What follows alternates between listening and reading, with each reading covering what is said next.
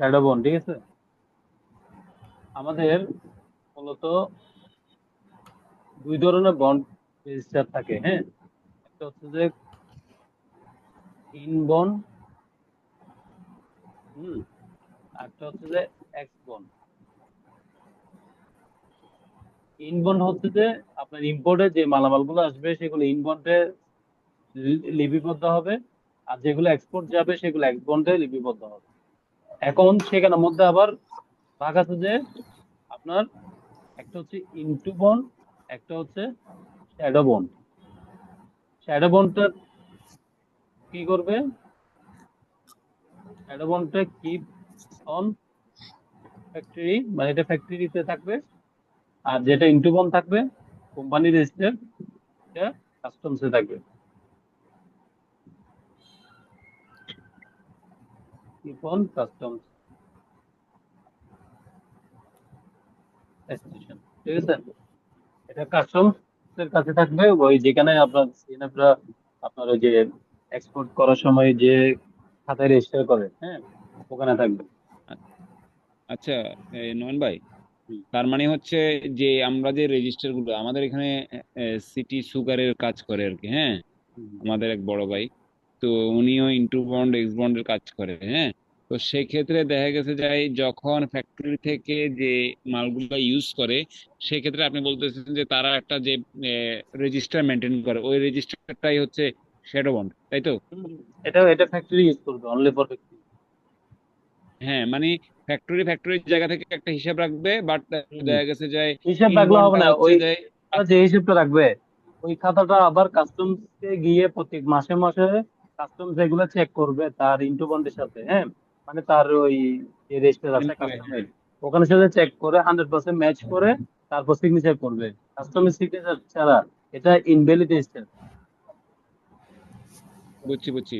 ওই রেজিস্টার খাতাগুলোর সাথে জাস্ট ওই যে ওদের কাস্টমস এসে করাতে যে ইয়েটা আছে ওটাতে জাস্ট চেক করে মিলাই দেখবে, যদি ঠিক থাকে তাহলে না তারা না, সাইন এসে করে করে দিবে। দে না, এসে করে দে না।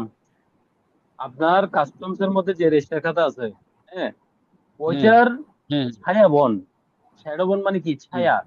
আপনার মেইন বন্ডের আচ্ছা। ছায়া হিসেবে এটা কাজ করবে। এটা আপনি হাতে লিখবেন, ঠিক আছে, লিখে এটা আপনার ফ্যাক্টরিতে রাখবেন।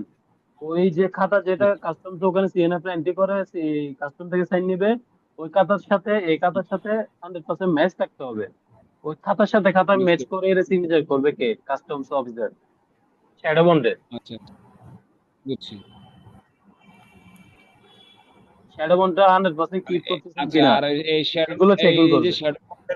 শ্যাডো বন্ডের রেজিস্টার যেটা, হ্যাঁ, এটা হুম। তো ইন্টু বন্ডের আন্ডারেই তো দেখা গেছে রেজিস্টারটা মেনটেন করা হয়, যে ইন্টু বন্ডের আন্ডারে যে আমি মানে জিনিসটা আপনি ইউজ কি করব। কি এক্সপোর্ট করছেন, কোন এক্সপোর্টের এগেনস্টে, কোন কোন কনজাম্পশনে, কোন বিল অফ এন্ট্রিতে কত মাইনাস করছেন, জাস্ট এগুলো এখানে মেনশন থাকবে। জি।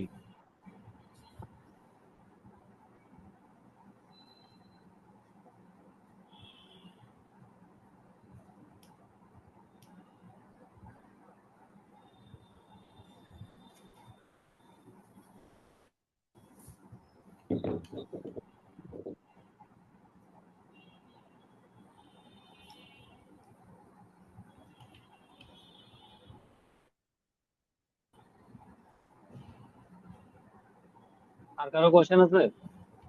আর একটা হচ্ছে যে বন্ড তো আমি যতটুকু শুনছি যে বন্ড আসলে কয় প্রকার। এটা তো জেনারেল বন্ড আছে, তারপর যে আবার ইয়ে বন্ড আছে, এটা আসলে কয় প্রকার বা কি? মানে যদি কখনো প্রশ্ন করে তাহলে আমরা সেটা কিভাবে ইয়ে করবো, অ্যান্সার করবো? মানে কি, যে আবার বন্ড বলুন তো। কয় প্রকার, মানে বন্ড কয় প্রকার, হ্যাঁ। তো কোন প্রকারের কাজ কি, জাস্ট এই জিনিসগুলো একটু যদি বলতেন আর কি। কারণ যদি এগুলো অনেক সময় তো এগুলো এইভাবে বললে আপনার বুঝবেন না, তো এগুলো তো ডিটেলসলি বলতে হবে। আপনার বন্ড তো অনেক রকম হতে পারে, 4-5 প্রকার বন্ড আছে। এক একটা বন্ডের আমি যদি ডিটেলস বলতে চাই অনেক সময় ধরে বলতে হবে। তাহলে এটা আপনার একটা কাজ করেন, এটা একটা ক্লাসের আয়োজন করেন, আপনারা আলাদা করে গ্রুপের মধ্যে লেখেন, আমি ওটার জন্য একটা আলাদা আলাদা ক্লাস নিব। এটা ওইটা ভালো মনে হয় হবে। আছে, ওইটা মনে হয় আছে আমাদের বন্ড সম্পর্কে। আমাদের যে যে ক্লাস শিডিউল আছে ওখানে মেবি তো হ্যাঁ, আপনি নক দেখছেন যে বলেন ওই টাইম।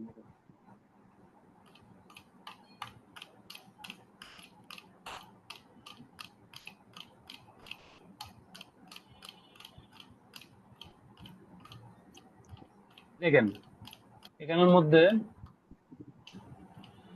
আমাদের ক্লাসের যে শিডিউল, এই শিডিউলের মধ্যে বন্ড আছে, বন্ড লাইসেন্স বন্ডে আছে তো আছে ভাই? 13 আছে আছে বন্ড লাইসেন্স, এই যে এই বন্ড লাইসেন্সের ভিতরে সব বন্ড চলে আসবে, কোন কোন বন্ড আছে সবগুলো এখানে ভিতরে চলে আসবে।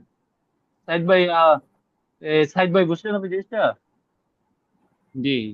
আমরা যখন বন্ড লাইসেন্স নিয়ে আলাপ করতে যাব তখন কত রকম বন্ড আছে, কত রকম বন্ডের আগে এগেনস্টে লাইসেন্স দেয়, কোন বন্ড কি রকম, সবকিছু এখানে ভিতরে চলে আসবে। ওকে, সমস্যা নেই, তাহলে তাহলে আগাতে পারেন। হুম। রায়হান ভাই আজকে কোনো কোয়েশ্চেন করবেন না? ভাইয়া আমার গলা ব্যথা, গলাটা বসে গেছে। আর সমস্যা নেই, আস্তে আস্তে বলেন না। হ্যাঁ, না, আমি এমনি বুঝতেছি, এই জন্য আর কোশ্চেন করতেছি না। আপনি কোয়েশ্চেন না করলে ভালো লাগে না তো, সব থেকে বেশি কোয়েশ্চেন তো আপনি করেন। না, ঠিক আছে। আমার না বুঝতেছি, ওরকম আপাতত কোনো কোশ্চেন নাই। আচ্ছা আচ্ছা। আচ্ছা তাইলে আমরা একটা কাজ করি, আমরা এখন সেকেন্ড সেকেন্ড সাব চ্যাপ্টারে যাই। এটা হচ্ছে কত, এটা এটা হচ্ছে আলাদা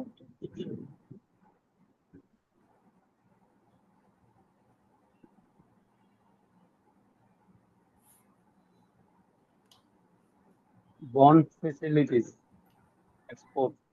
মানে এগুলো আমরা যেহেতু এক্সপোর্টে আছি ওই জন্য সবগুলো আমি এক্সপোর্ট রিলেটেড কথাবার্তা বা ক্লাসগুলো এভাবে সাজাইছি, বুঝছেন?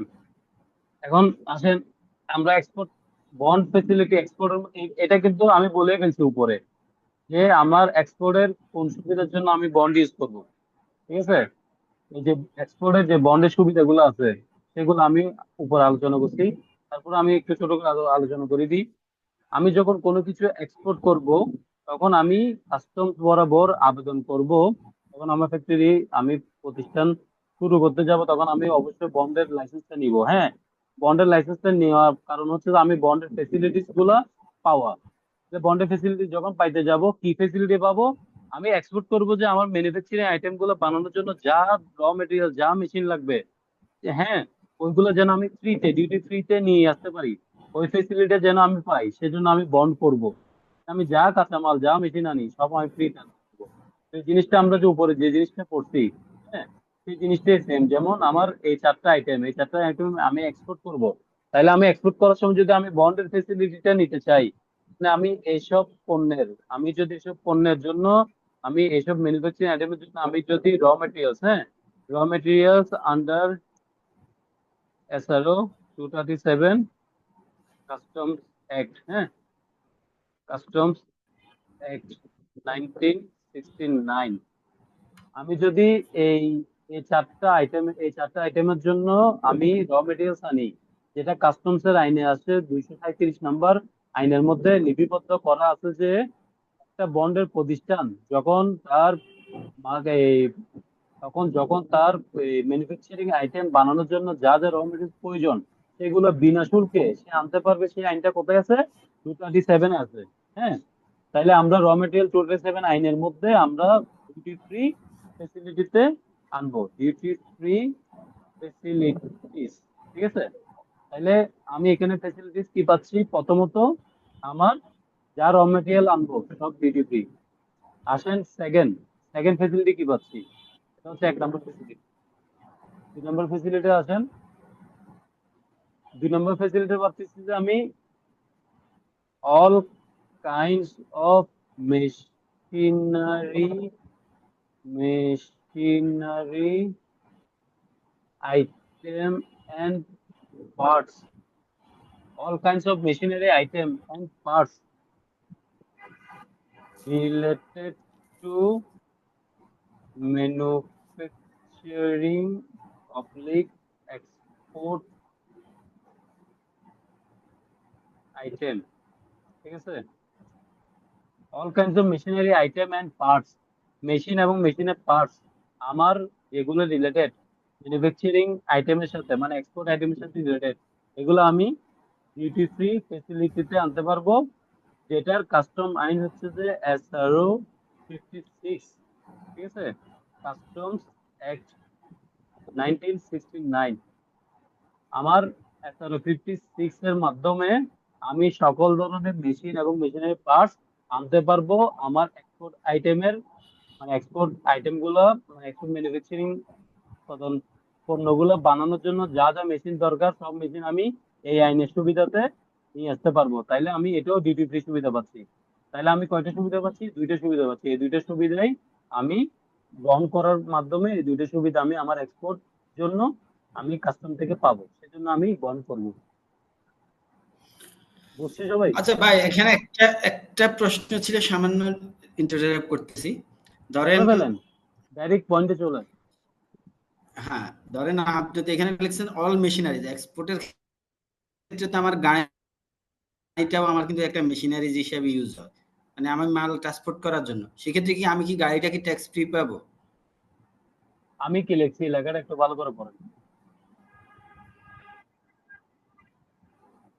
Related to manufacturing export item, all kind of machinery item and parts manufacturing export. Related to, যেটা আমার এক্সপোর্টের সাথে রিলেটেড, যেটা আমার আইটেম, পণ্যের সাথে ম্যানুফ্যাকচারিং মানে আমার উৎপাদন পণ্যের অল সাথে রিলেটেড। মেশিনারিজ। আমি তো এখানে বলিনি যে গাড়ির কথা।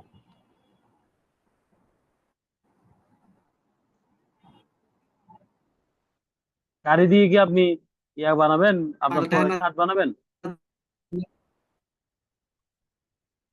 গাড়ি দিয়ে আপনি শার্ট বানাবেন? হ্যালো, দিতে শার্ট বানাবো না? না, সেটা আপনি দিয়ে কি তো গাড়ি গাড়ি দিতে দিয়ে শার্ট শার্টটার বানাবেন? এই যে ম্যাটেরিয়ালস গুলো আনা নেওয়া করবো না। ম্যাটেরিয়াল আনা করলে এটার সাথে না ভাই, গাড়ি দিয়ে ম্যানুফ্যাকচারিং তো আইটেমের শার্টের সাথে এই এটা ম্যাটেরিয়াল। এই বইয়া ভাই, এখানে আপনি যে কথাটা বলছেন ম্যানুফ্যাকচারিং আইটেমের সাথে কি আপনার এগুলো যায়? আপনি কোথায় মাল বানাবেন? একটা শার্ট বানাবেন, শার্টের সাথে শার্টের যে বন্ড ফেসিলিটি পাবেন 56 SRO, ওই 56 SROর সাথে কি আপনার গাড়ির সাথে যায়? হুম হুম। যায়? না না, এখন ক্লিয়ার হইলাম আর কি। না না, এখন ক্লিয়ার ভাই। কারণ আমগো একটু বাংলাদেশে তো দেরিতে সব ক্লিয়ার হয়েছে হন, সমস্যা ক্রিমিনালি হচ্ছে বুদ্ধি, এটা, আল্লাহ জিগাইলাম। সমস্যা হচ্ছে যে আপনি একটু দেরিতে বুঝেন। ভাই, আমার মাথায় সব ক্রিমিনালি বুদ্ধি খেলা, আমার কি দোষ? মানে ভালো কেমনে হয়েছে, ভালো সরকারের হয়েছে। বাঁশ দিম সেটা। ভাই ক্লাস রেকর্ডিং, ভাই আমরা আপনার কথা নোয়াখালী তো। বারবার আপনার কথা রেকর্ড হয়ে যাচ্ছে, এটা মারা আগে।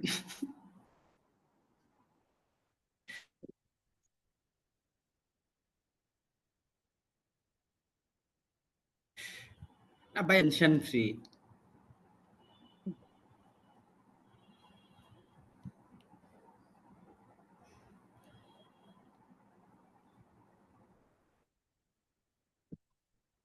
এটা ডিস্টার্ব করতেছে। হম হম।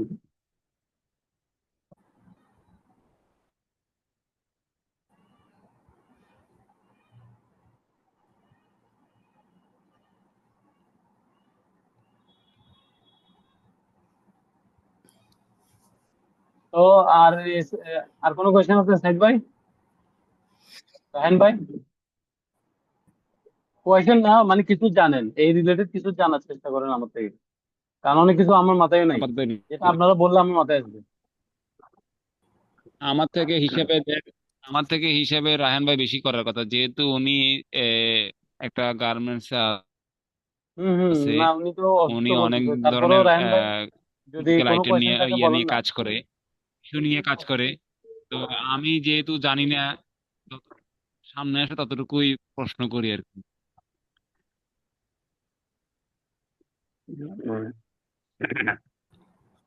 রাহান ভাই না কোনো ভাইয়া, কোয়েশ্চেন থাকলে আপনি একটু চিন্তা করেন, আমি সময় দিচ্ছি এতটুকু তো আপনাকে। বুঝছি আমি। না, আপাতত নাই ভাইয়া। বন সংক্রান্ত আপনার কোনো কিছু জানার নাই? সরি, বন সংক্রান্ত না, মানে এক্সপোর্ট রিলেটেড বন সংক্রান্ত। বন সংক্রান্ত বললে তখন আবার এটা আমাদের এখানে বইয়া ভাই নিয়ে যাবে গো অন্য অন্য সেকশনে। না এতটুকু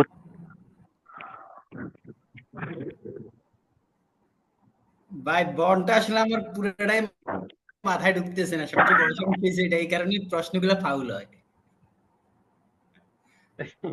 বুঝবেন বুঝবেন, আপনাদের জন্য যতগুলো আসলে ক্লাস প্রশ্নগুলো রাখছি। আমার পুরো ঢুকতেছে না, নয়ন ভাই, সমস্যা হচ্ছে ওখানে। ন- নয়ন ভাই, জি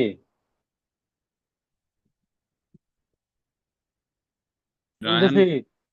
ভাই যেহেতু আজকে অসুস্থ, আসলে করবে আর কি, হ্যাঁ, যেহেতু উনি হুম, আজকে অসুস্থ, একটু সুস্থ হইলে হুম। দরকার হলে প্রয়োজনে উনি এই সংক্রান্ত কোনো প্রশ্ন থাকলে উনি গ্রুপে আচ্ছা করবে, করলে আশা করি উনি আপনার মাধ্যমে পরবর্তীতে আমরা করবে, একটা সমস্যা নেই সমাধান রায়ন পাবো ভাই। আশা করি। আপনি আপনি যখন কোয়েশ্চেন করবেন গ্রুপের মধ্যে ঠিক করবেন বা অন্য হ্যাঁ, ক্লাসের হ্যাঁ, মধ্যে করবেন, ঠিক আছে, সমস্যা নেই। আচ্ছা, আমরা বন হ্যাঁ, উনি একটু সংক্রান্ত আমাদের তো বিষয়ে বন্ডের দরকার হলে ক্লাস প্রয়োজনে আছে, সমস্যা নেই আমরা করবেন। বন্ড সম্পর্কে আর একটু ভালোভাবে জানি, তখন আমরা ইয়ে করতে পারবো। তখন কোয়েশ্চেন করতে পারবেন, এখন রাইট। তো আমরা একটা বেসিক পাইছি, আরো কোশ্চেনটা করতে সুবিধা হবে। আপনি বন বেসিকটা সংক্রান্ত আপাতত ভেরি আমাদেরকে অনেক দিয়ে দেন আরো অনেক ক্লাস আছে, হ্যাঁ। সিরিয়াল অনুসারে। বন সংক্রান্ত অনেক ক্লাস আছে, হুম যেহেতু বন্ডের মাধ্যমে আমরা এক্সপোর্ট ইম্পোর্ট চালিত করি, ঠিক আছে। তাইলে বন সংক্রান্ত আরো অনেক রকম কাজ হুম থাকবে, অনেক কিছু থাকবে, অনেক ডিটেলস থাকবে, তখন আপনারা আরো ডিটেলস ভাবে জানতে পারবেন বন জিনিসটা কি, কেমনে কি। হ্যাঁ, হুম এখানে আমি দেখেন যেটা 14 নাম্বার এক্স বন্ড নিয়ে আমি অলরেডি বলে ফেলছি, ওই জন্য এটা এখানে ঢুকে দিচ্ছি। এটা এটা আলাদা করে বলার মতো কিছু নাই। এক্স বন্ড মানে বুঝছেন তো আপনারা, ওই যেটা যেটা আমরা কি জি অন জি করতেছি, এক্সপোন যেটা একটু আগে যে সাইড বাই কোয়েশ্চেন করে ফেলছে অলরেডি, এটা নিয়ে আমি বলতাম এটা কোয়েশ্চেন অলরেডি করে ফেলছে, এই যে এক্সপোন রেজিস্টার, ঠিক আছে। জি জি এখানে এখানে আমি একে বলবো, জসিম ভাইকে বলবো, হ্যাঁ। জসিম ভাই ওনার সম্পর্কে একটা কথা বলি, উনি যে বন্ড ব্যাপারে আমাকে জিজ্ঞেস করছিল, ওনার ইন্টারভিউ ছিল মেবি। তো আমি কিন্তু আপনাদের সবার খবর, শুধু আমি ক্লাসে আপনাদের কথা মনে করি এটা না, আমি কিন্তু আপনাদের সবার খবরই রাখি, ঠিক আছে। পার্সোনালি রাখি, রাখার চেষ্টা করি। যেমন জসিম ভাই, উনি একটা জায়গায় ইন্টারভিউ দিতে গেছে, এবং আই হোপ উনি ওখানে ভালো কিছু করতে পারে নাই, ওই জন্য উনি খুব স্যাড। জসিম ভাই, আমি কি রাইট?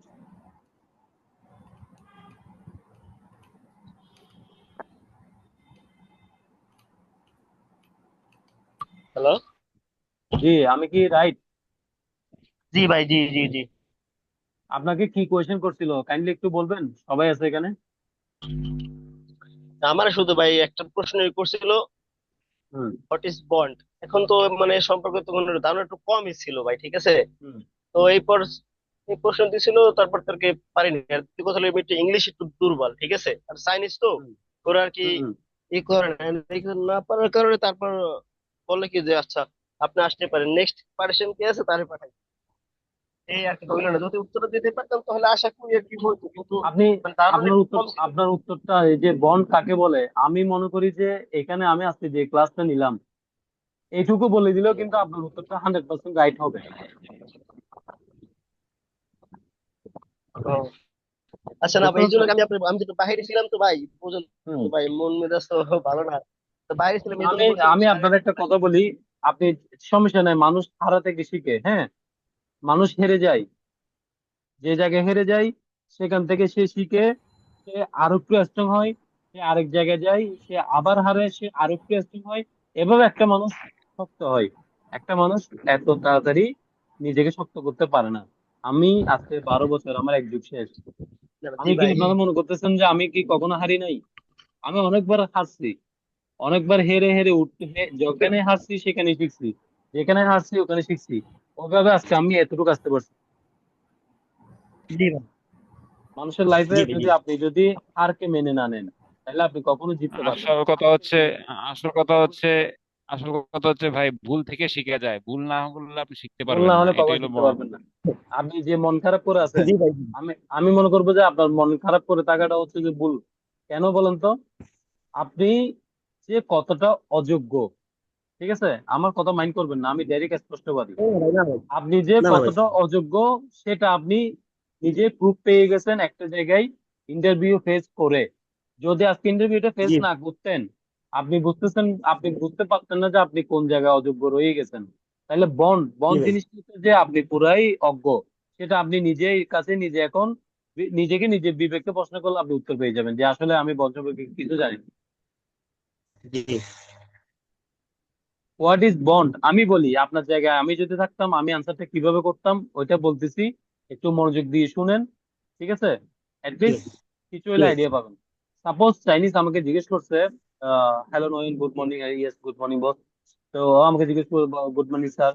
আমরা তো চাইনিজ সাথে সারাদিনই ডিলিং করি, একটু আগেও মিটিং শেষ করলাম, এখন 10টার পর আরেকটা মিটিং আছে, তাও আমাদের এমডি ম্যাডাম থাকবে, কেন চাইনিজ আরো 4-5 জন থাকবে, ওদের সাথে মিটিং করব, ঠিক আছে? আমি চ্যাটের মধ্যে আচ্ছা। অলরেডি অনেকগুলো মেসেজ আসছে, আমি আপনাদের একটা জিনিস দেখাই, তারপর আমি আনসারটা দিচ্ছি, ঠিক আছে? এগুলো আসলে আপনাদের শিকার শিকার দরকার। মানে একটা একটা ধরেন একটা কমার্শিয়াল কিভাবে কাজ করে, চাইনিজদের সাথে বলেন ফরেনারদের সাথে কিভাবে ডিলিংসটা করে, এগুলো আপনাদের দেখার দরকার। কারণ দেখলে অ্যাটলিস্ট একটা মানুষ সাহস পাবে যে না, উনি করতে পারলে আমি কেন পারবো না, উনি মানুষ আমিও মানুষ। জি ভাই। ওই জন্য আমি আমার পার্সোনাল জিনিসগুলো আপনাদেরকে দেখে ফেলি, কেন দেখে ফেলি? আচ্ছা, আমাদের তো ক্লাস এটা প্রায় শেষ, আমি ভিডিওটা অফ করি কারণ কিছু প্রাইভেসি, ঠিক আছে? হুম হুম। জি ভাই।